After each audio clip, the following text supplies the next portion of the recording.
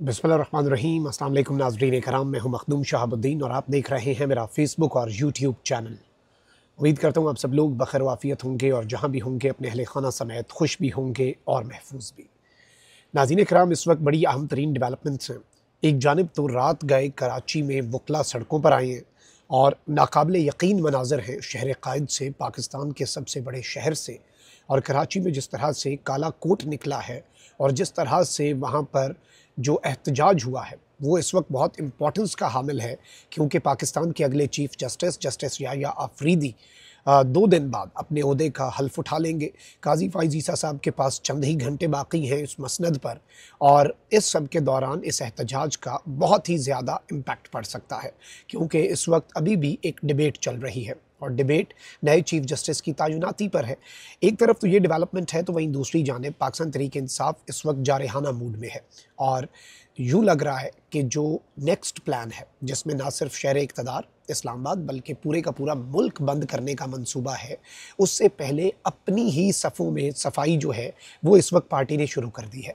हमने देखा कि किस तरह से ज़ैम कुरैशी और दीगर जो हैं उन्हें भी शोकाज़ नोटिस जो है वो जारी किया गया, लेकिन अब बात बहुत आगे निकल गई है और अब चेक एंड बैलेंस जो है वो शुरू हो चुका है। और पीटीआई में इस वक्त जो चुप करके सुकून करके आराम सुकून से बैठे हुए लोग हैं, उनके ऊपर रंदा फेरने का वक्त आ चुका है। इस हवाले से बड़ा कदम उठाया है और this is a very clear message कि अब चीज़ें जो हैं वो बहुत ही मुख्तलिफ टर्न लेने जा रही हैं और ऑप्शंस जो हैं पीटीआई के पास महदूद हो चुके हैं। इसके साथ ही साथ इमरान खान साहब की अहलिया बुशरा बीबी, जिनकी ज़मानत पर रिहाई हो चुकी है लेकिन आज रिहाई मुमकिन नहीं हो सकी, उनके हवाले से भी एक अहम डेवलपमेंट है और उन पर अब तक का सबसे संगीन इल्ज़ाम लगा है और वो इल्ज़ाम है इमरान खान से गद्दारी का और इमरान खान को रिप्लेस करने का। ज़रा उस इल्ज़ाम को भी हमने एनालाइज़ करना है और उसे डीकंस्ट्रक्ट करने की कोशिश करते हैं कि उसमें कितनी हकीकत हो सकती है। सबसे पहले तो 24 अक्टूबर 2024 जुमेरात का दिन बहुत ज़्यादा अहमियत इख्तियार कर चुका है, क्योंकि एक जानिब तो इमरान खान साहब का आपको पता है कि उनके केसेस, अच्छा इस वक्त खान साहब की मुलाकातों वाले केसेस का भी मैं आपको बता दूं कि खान साहब के साथ 2-3 डिफरेंट केसेस जो हैं वो चल रहे हैं। इस्लामाबाद हाई कोर्ट में एक केस इमरान खान साहब का चल रहा है जस्टिस मियां गुल हसन औरंगज़ेब की अदालत में, जिसकी 23 अक्टूबर को समाअत हुई बुध को, और उस केस में बेसिकली ये था कि मुआलिजीन तक रसाई जो है वो दी जाए। अच्छा, फिर अब जुमेरात के दिन जो केस लगा हुआ है वो जस्टिस आमिर फ़ारूक साहब के रूबरू है। वो केस है इमरान खान साहब की हमशीरा नौरीन नियाज़ी की तरफ से दरख्वास्त है कि मुझे मेरे भाई से मिलने दिया जाए। इसके साथ ही साथ तीसरा जो इम्पॉर्टेंट केस है जो जुमेरात के लिए फ़िक्स्ड है वो भी मैं आपको बता देता हूँ। इस्लामाबाद हाई कोर्ट के जस्टिस सरदार एजाज़ इसहाक़ खान हैं, उन्होंने 6 सितंबर के उनकी अदालत के ऑर्डर की खिलाफ वर्जी करते हुए इमरान खान से उनके वकला की जेल में मुलाकात ना कराने पर सुप्रीडेंट अडयाला जेल को नोटिस जारी करते हुए ज़ाती हैसियत में बरोज़ जुमेरात 24 अक्टूबर तलब कर लिया हुआ है। खुसूसी मैसेंजर के ज़रिए नोटिस भेजने और एडिशनल अटॉर्नी जनरल को भी टेलीफोन के ज़रिए आगाह करने का हुक्म दिया उन्होंने कि फ़ौरी तौर पे आएँ और बताएं कि भई आप अदालती अहकामात को क्यों हवा में उड़ा रहे हैं। तो 3 डिफरेंट केसेस, एक ज़ाती मुआलिजीन के हवाले से केस है, दूसरा जो केस है वो हमशीरा की मुलाकात का केस है, और तीसरा जो इम्पॉर्टेंट केस है वो है वकला की मुलाकात ना करवाने पे तौहीन अदालत का।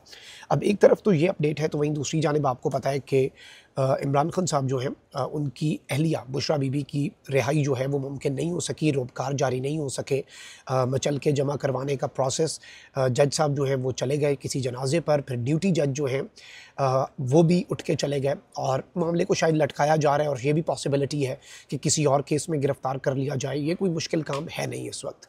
लेकिन इस वक्त मैं आपको ये बता दूं कि एक बड़ी अजीब सी चीज़ हुई है, और आप ये देखें कि मुक़्तदरा के कुछ करीब समझे जाने वाले लोग हैं ना, और मुक़्तदरा के वो नैरेटिव को भी आवाम के सामने रखते हैं, उनकी सोच को भी, आने वाली बातें भी बताते हैं, सब उन्हें पता होता है, और कभी भी उन्होंने कोई ऐसी बात नहीं की जो पाकिस्तान तहरीक इंसाफ के हक़ में हो। हमेशा वही बात करते हैं जो सिस्टम को फ़ायदा देती हो या पीटीआई जो है उसके ख़िलाफ़ जाती हो। तो अब हसन अय्यूब साहब हैं, उन्होंने एक बड़ी दिलचस्प बात कही है, और उन्होंने ये बात कही है कि जी इमरान खान साहब की जो अहलियाँ हैं उनकी हुकूमत और मुक़्तदरा के साथ डील हो गई है, उन पर कोई मुकदमा नहीं, और अब वो हुकूमत से डील करके बाहर आएंगी और पार्टी पर कंट्रोल हासिल कर लेंगी। यानी कि इसमें वो प्रोपेगेंडा क्या हो रहा है, आप ज़रा इसे समझें। अगर तो मुक़्तदरा के साथ बुशरा बीबी साहिबा की कोई डील होती और मुक़्तदरा जो है उन्होंने बुशरा बीबी को इमरान खान साहब की रिप्लेसमेंट बनाना होता, तो वो अपने ही बंदों के ज़रिए इस अपने प्लान को एक्सपोज़ करवाते। मतलब कोई वो बात करे ना जो आवाम को समझ आए। या तो आवाम बहुत ही सादा हों, पहले बहुत सादा थे लेकिन फिर वही बात हुई कि चेहरे बदल बदल के मुझे मिल रहे हैं लोग, इतना बुरा सलूक मेरी सादगी के साथ, तो वो वाला हिसाब हुआ। तो अब आवाम समझ चुकी है इन गेम्स को भी, इन आपकी स्ट्रैटेजीज़ को भी। और इस वक्त सिचुएशन जो है, मैं आपको सिर्फ इतना बता सकता हूँ कि ऑल इज़ नॉट वेल। अदलिया की तरफ से इन्हें ये सरप्राइज़ मिला है, और अगर कोई डील हुई होती तो फिर फौरी तौर पे आपको पता है मुल्क में बाय द बुक चल के ही कल आप दे देते, उन्हें ज़मानत दे देते और वो वापस बनी गाला शिफ्ट हो जाती हैं, अपने घर में आ जाती हैं, आज़ाद शहरी बन जाती हैं ज़मानत के बावजूद। तो चीज़ें इतनी नहीं हैं। जब आपसे कुछ और बन नहीं पड़ रहा और आपसे अब उन्हें अंदर रखना मुश्किल हो चुका है, तो अब आपने ये वाला नया एक चूरन बेचना शुरू कर दिया कि जो उनकी डील हो गई। लेकिन आई डोंट थिंक कि ये सिर्फ और सिर्फ कंफ्यूज करने वाली बातें हैं वोटर को भी और पार्टी के लोगों को भी। तो इस पर आई डोंट थिंक कि काम धरना चाहिए। अब ज़रा 2-3 और चीज़ें मैं आपके सामने रख दूँ। इस वक्त 2-3 काम हो रहे हैं। एक तो नए चीफ जस्टिस जो हैं, जस्टिस याह्या अफरीदी साहब, इसमें 2-3 थ्योरीज़ हैं कि जस्टिस याह्या अफरीदी से गवर्नमेंट ये एक्सपेक्ट कर रही थी कि वो इस ऑफ़र को कबूल नहीं करेंगे और वो कहेंगे कि जी सुपरसीड मैं नहीं करना चाहता अपने सीनियर्स को। और उस सूरत में फिर गवर्नमेंट जो है वो जस्टिस अमीनुद्दीन को चीफ जस्टिस बना देती, क्योंकि मौलाना का इसरार था कि जस्टिस याह्या अफरीदी ही बने, और उन्होंने 3 के पैनल पे हामी भरी, 5 के पैनल पे हामी वो नहीं भर रहे थे।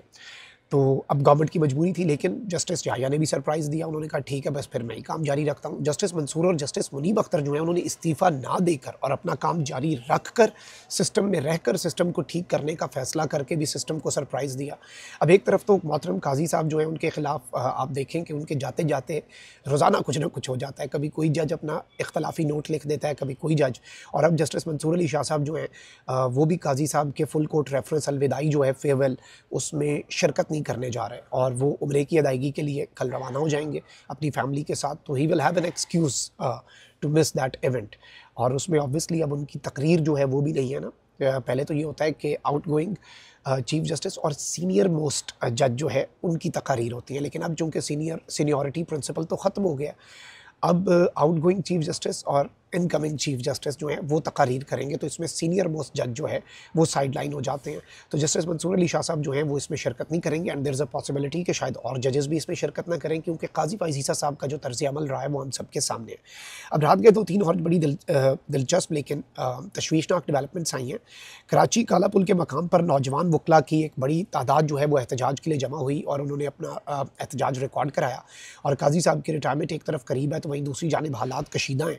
रोड ब्लॉक किया, काजी साहब के ख़िलाफ़ नारेबाजी लगी हुई, और इसमें एक दो चीज़ें और भी बताई जा रही हैं। एक ये भी आ रहा है नोटिफिकेशन, अभी ये कंफर्म हो जाएगा कराची बार एसोसिएशन की तरफ से, और उसमें ये कहा जा रहा है कि जी जो डिनाइल है of appointment of justice Mansoor Ali Shah, जो कि सीनियर मोस्ट जज हैं सुप्रीम कोर्ट के, और जिनका 26 अक्टूबर को आइन के मुताबिक ऑटोमेटिकली जिन्होंने चीफ जस्टिस बनना था, लेकिन अब चूँकि जुडिशरी एग्जेक्टिव के नीचे आ चुकी है तो अब वो नहीं बनेंगे, और जुडिशरी को एग्जेक्टिव के मातहत कर दिया गया। एग्जेक्टिव किसके मातहत है ये सबको पता है, तो इनडायरेक्टली जुडिशरी किसके मातहत हो गई ये भी सबको पता है।